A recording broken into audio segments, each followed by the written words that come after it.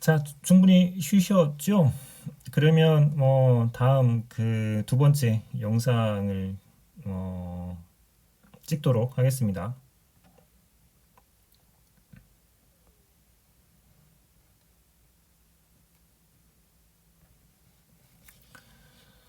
자, 그 지금부터 드리고 싶은 말씀들은 이제 어떤 과정들을 통해서 유전자 치료제들이 이제 진행되어 왔는지 실제 상황들을 같이 설명하면서 말씀을 드리도록 하겠습니다.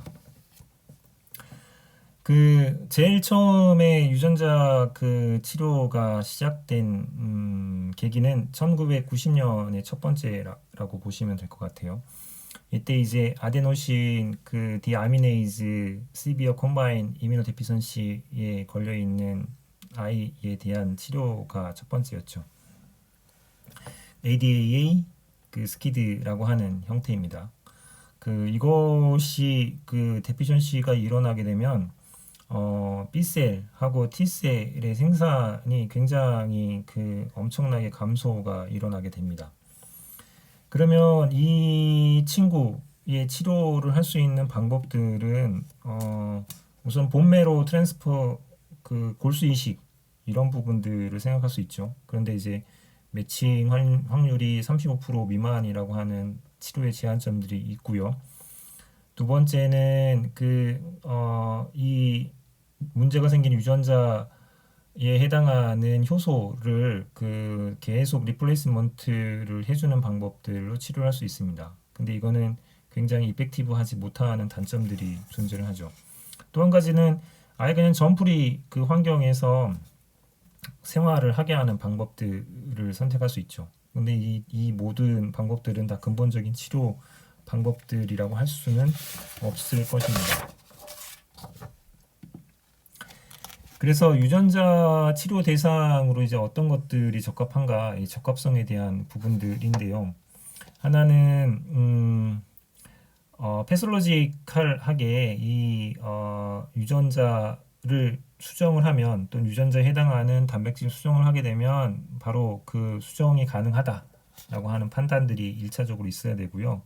두 번째는 하나의 유전자로 그런 일이 벌어졌다라고 하는 판단들이 분명히 있어야 되고, 그 다음에는 이 그 생기는 효소의 레벨들이 굉장히 일정 수준 이상 나오는 게 아니라 나오기만 하면 정상으로 할 수 있을 정도의 좀 크리티컬한 형태가 아니라 좀 와이드한 넓은 범주의 그 존재만 있으면 되는 정도라고 했을 때 적용 가능한 측면들이라고 볼 수 있습니다. 그 다음에 요 ADA 그 데피션시에 대해서는 좀 장점이었던 것 중에 하나가 이 유전자의 크기가 작았습니다. 이 작다는 장점들은 우리가 밖에서 뭔가를 하기에는 수월하다라고 하는 이점들을 주게 되죠. 그 다음에는 그 다른 치료 방법들이 굉장히 비싸거나 아니면 위험하거나 이런 경우에 그 몇 가지 요건들을 통해서 심사를 해서 유전자 치료의 대상으로 되겠다라고 하는 측면들이 있습니다. 이 최초의 그 유전자 치료의 효과는 그리 오래 지속되지는 않았습니다. 그 윤리적인 이유 때문에 문제가 있었고요. 그 다음에 정상 유전자를 가진 이 세포를 계속 그 아이한테 줬지만 안착하지 못하고 이 세포가 이제 어떤 이유인지 모르지만 파괴가 일어나서 뭐 이런 부분들이 있었다고 생각을 하게 됩니다. 이후에 그 조혈모 세포를 이용한 유전자 치료가 시도됐었는데 별로 이제 진전이 없었죠.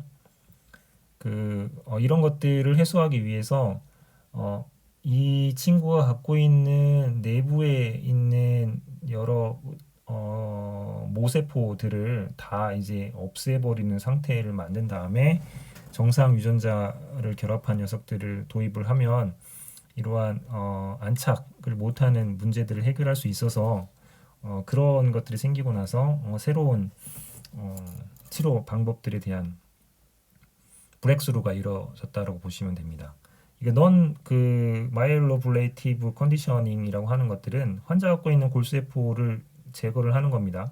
그리고 외부에서 그 정상 유전자로 바꾼 녀석들을 집어넣어서 생체학을 극대화시키는 방법을 쓰는 거죠.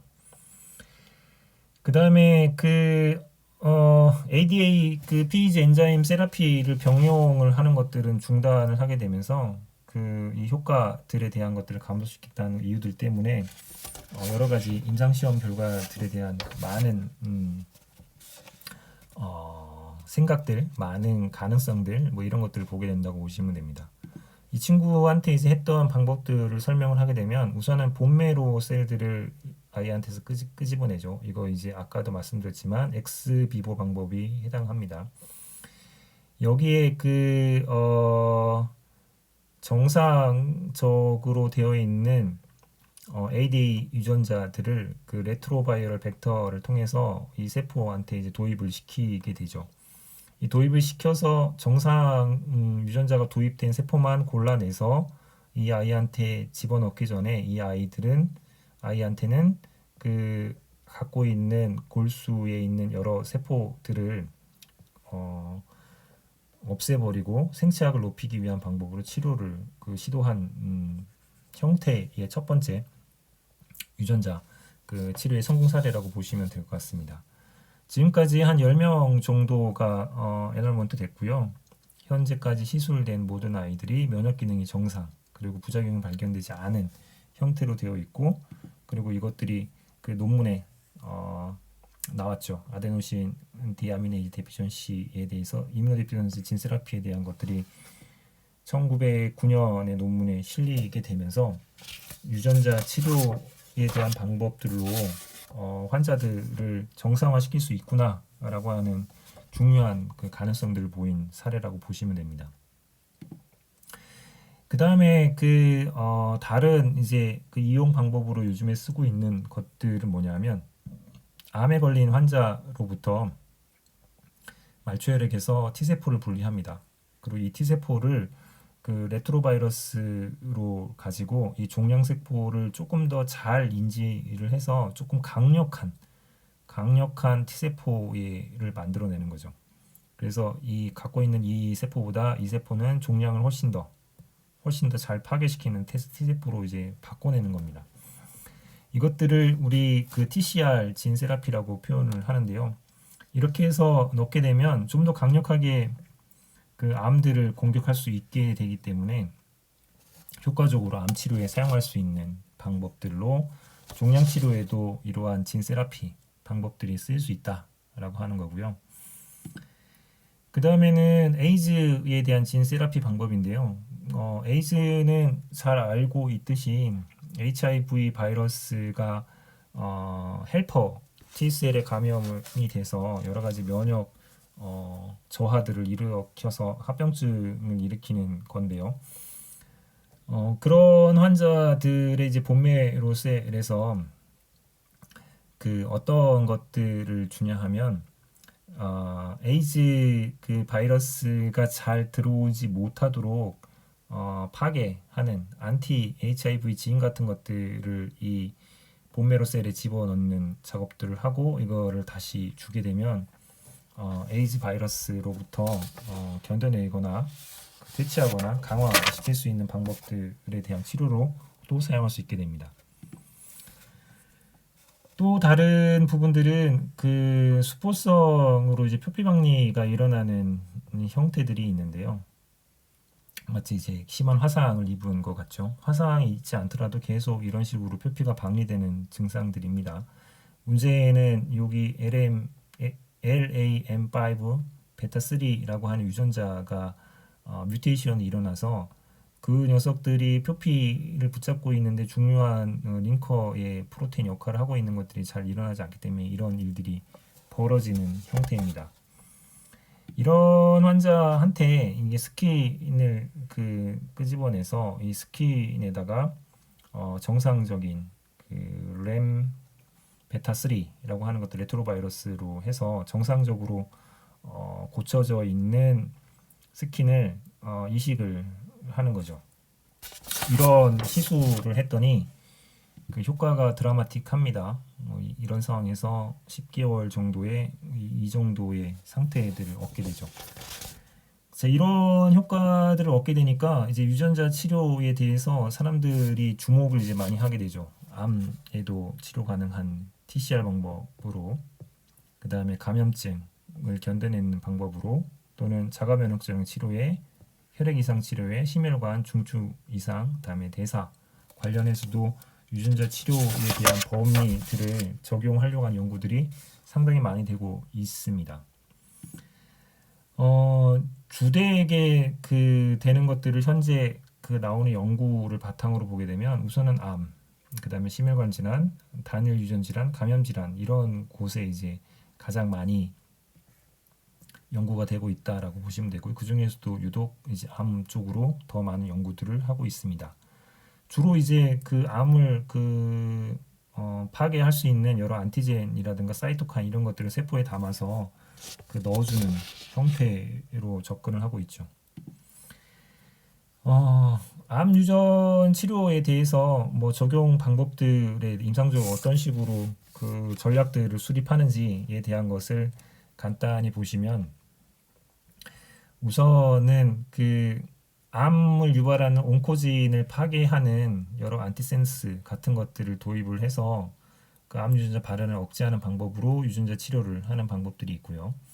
또 한 가지는 종양 억제 유전자가 뮤테이션에서 망가졌다면 이것들을 대체할 수 있는 여러 유전자들을 넣어서 억제 유전자를 발현시키는 방법을 쓸 수 있고요.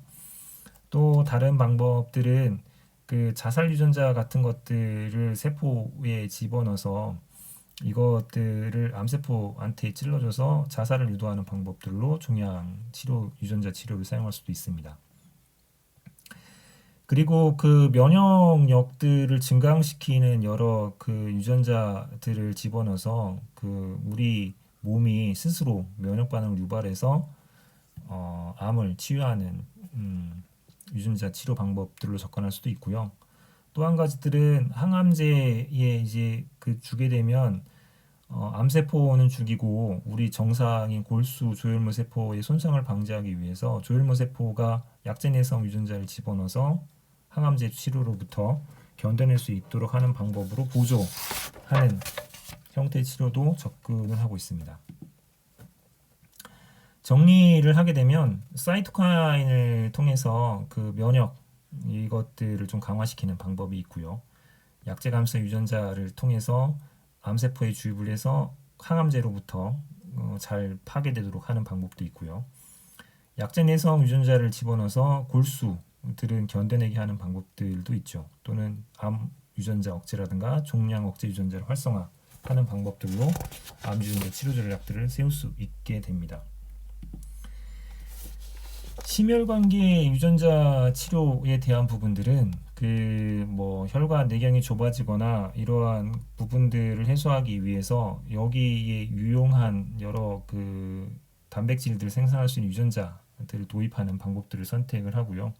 그리고 단일 유전 억제 치료자는 뭐 당연하게도 그 유전자들을 정상적인 것들을 세포에 도입을 해서 치료하는 방법들을 선택하는 것, 그 다음에 HIV에 내성이 있는 뭐 이런 것 부분들에 대한 치료 방법들이 존재한다라고 보시면 될 것 같습니다.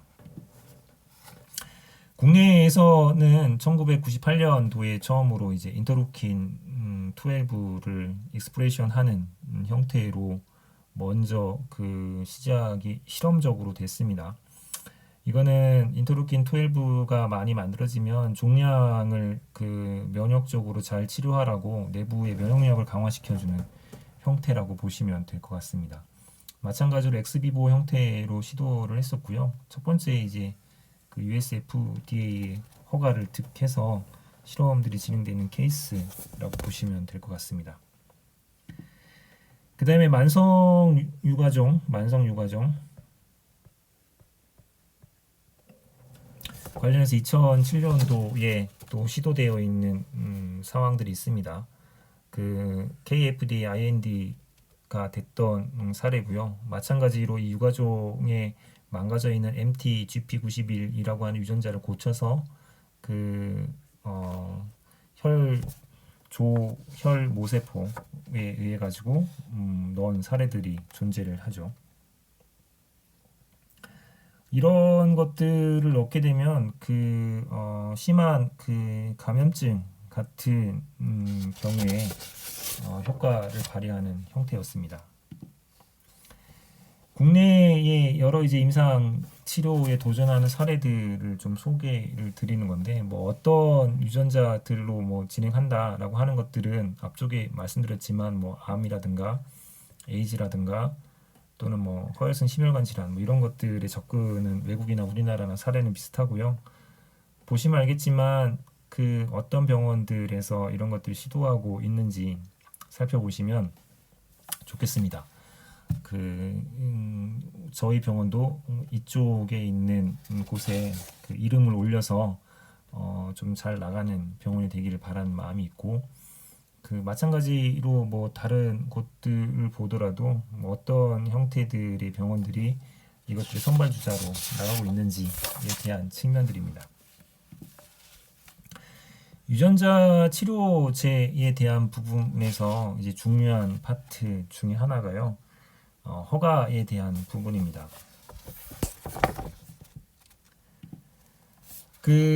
유전자 치료제의 중요한 안전성에 대한 세이프티 측면이 두 가지 존재합니다. RCR하고 인서셔널 무타제니시스, 이 세이프티에 대한 측면들은 고민을 하셔야 될 가장 중요한 문제라고 보시면 됩니다. 첫 번째는 RCR 제너레이션이라고 하는 측면인데요. 이것을 뭐 풀네임으로 적게 되면 레플리케이션,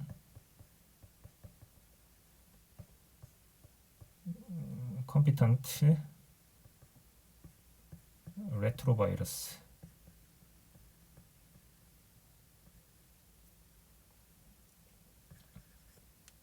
그래서 RCR입니다. 레트로바이러스를 만들 때 중요하게 이 벡터 시스템들을 만들 때 우리가 병원을 일으키는 그쪽 부위를 없애버리고 공간을 확보해서 만들었다고 했었죠. 근데 이것들이 잘 들어가기 위해서 종종 이제 헬퍼 셀을 사용을 하게 되는데, 이 헬퍼 셀이 갖고 있는 부분들은 삽입은 안 되지만 나중에 엔벨로프를 형성하는데 중요한 부분들은 따로 이제 해가지고 만들어 놓습니다. 근데 종종 이것들이 같이 결합을 해서 야생종의 그대로 레트로바이러스 리컴비네이션 컴비넌티를 회복하는 사례들이 발생을 하게 됩니다. 아주 드물지만 이렇게 되게 되면 문제가 발생을 하게 되죠. 이러한 부작용 사례가 이제 터진 적이 있습니다. 이뮨 서프레시브 몽키에서 이러한 작업들을 했었는데 RCR 포지티브 레트로바이럴 벡터가 이제 발견되는 사례가 일어나게 되죠. 그래서 이런 사례들이 발생하면서 10마리 원숭이 중에 3마리가 이제 림포마가 일어나고 200일 안에 이제 죽는 일들이 벌어지게 됩니다. 따라서 바이러스가 갖고 있는 이러한 RCR에 대한 부작용에 대한 것도 충분히 검토가 필요하다라고 하는 측면이 있고요. 두 번째는 레트로바이러스가 갖고 있는 것 중에 하나가 오래 발현될 수 있다는 장점도 있지만, 이게 원래 숙주 세포가 갖고 있는 염색체 안쪽으로 인서션 들어가는 형태들이 있습니다. 인서션에서 들어가게 되면 들어가는 위치에 따라서 여러 가지 문제점들이 발생을 하게 되죠. 어떤 유전자가 정상적으로 발현이 되는 사이에 인서션이 돼서 이 유전자가 발현되지 못하게 만드는 일이 생기거나 또 반대의 일들도 발생할 수 있습니다. 이러한 일들이 생기게 되면 만약에 온코진을 액티베이션 시키는 일이 생기면 암이 발생할 수가 있고요. 반대로 튜머 서퍼레스 진들을 발현해야 되는데 발현하지 못하게 만들면 또 다른 이제 암이 발생할 수 있게 됩니다. 그래서 백혈병이 발생하는 부분들을 살펴봤더니 여기 주위에 액티베이션하고 관계되는 인서셔널 뮤타제네시스가 일어나는 원인이 있더라 라고 하는 측면들이 생기게 됐었죠. 그래서 유전자 치료 이것도 이제 어떤 측면들을 고려해야 되냐면 리스크하고 베네핏을 감안을 해서 결정을 해야 되는 측면들이 있고요. 그리고 면역 기능이 이제 회복을 해서 다른 이제 골수 이식을 받는 환자에 비해서 더 나은 치료 효과가 있다라고 증명이 돼야지 이 선택을 이제 할 수 있게 됩니다. 이 사람이 공식적으로 유전자 치료로 인해 가지고 사고가 일어난 젤시 겔싱어입니다. 이 친구에 대해서 보시면 이렇게 그 홈페이지도 되어 있습니다. 한 번쯤 들어가서 이 친구를 기리는 홈페이지에 대한 측면들을 볼 수 있으면 좋을 것 같고요. 네, 이런 식으로 되어 있죠.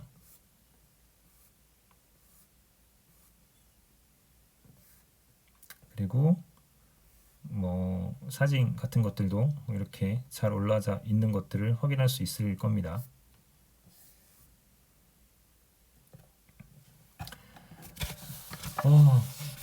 여기에서 벌어진 일들은 굉장히 그 복합적으로 일들이 벌어집니다. 이 친구가 이제 18살이 됐을 때 그 어떤 그 아미노소 애시드 아밀레이즈가 데피션시 되어 있는 형태의 질환이었거든요.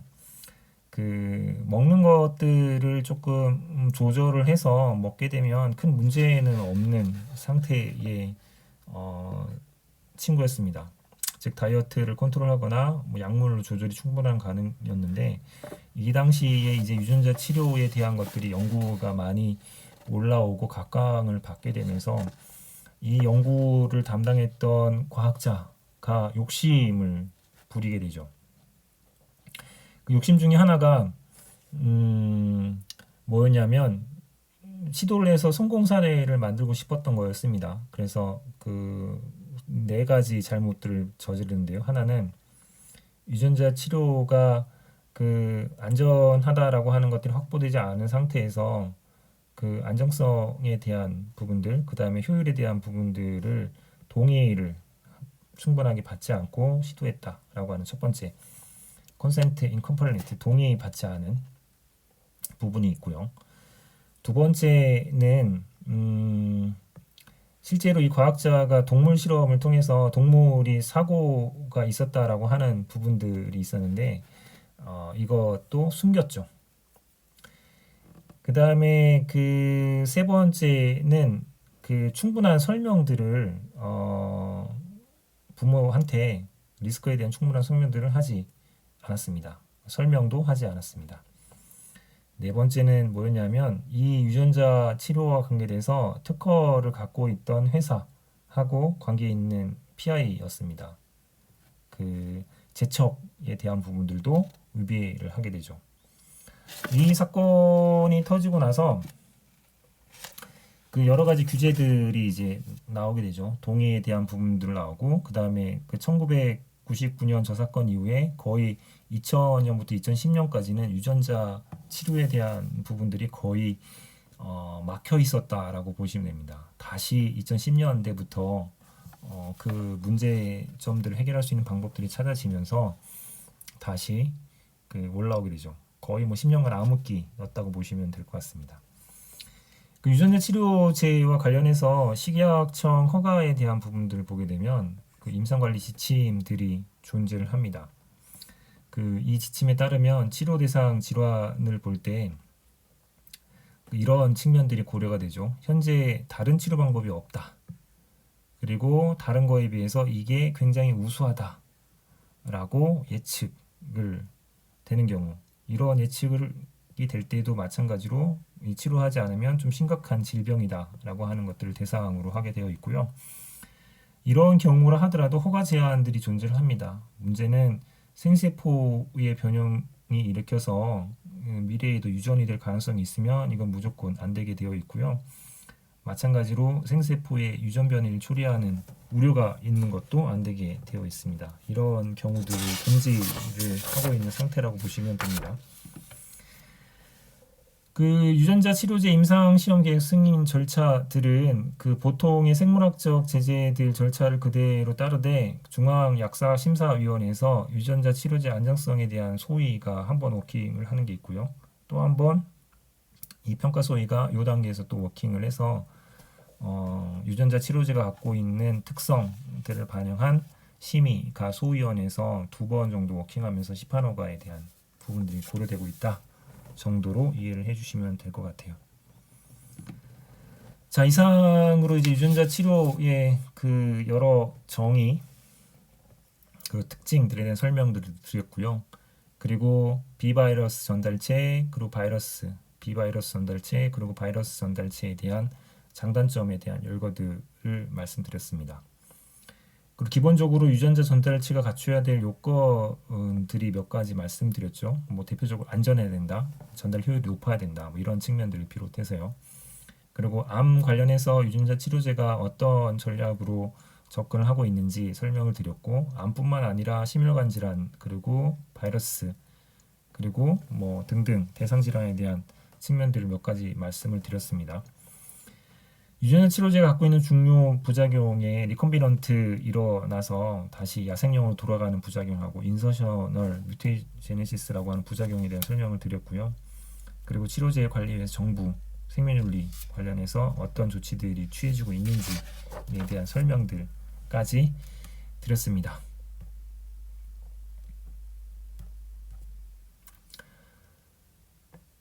자,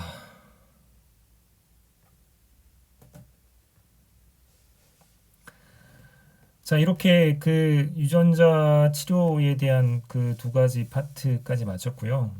아마도 그 이거 강의를 하는 화요일 그 주 24일 날 여러분 이제 두 번째 시험을 치르는데 제가 강의했던 부분 중에는 약물 알레르기 파트와 지금 이 강의를 듣는 유전자 치료 이 두 가지 파트에 대해서 시험이 나갈 거고요.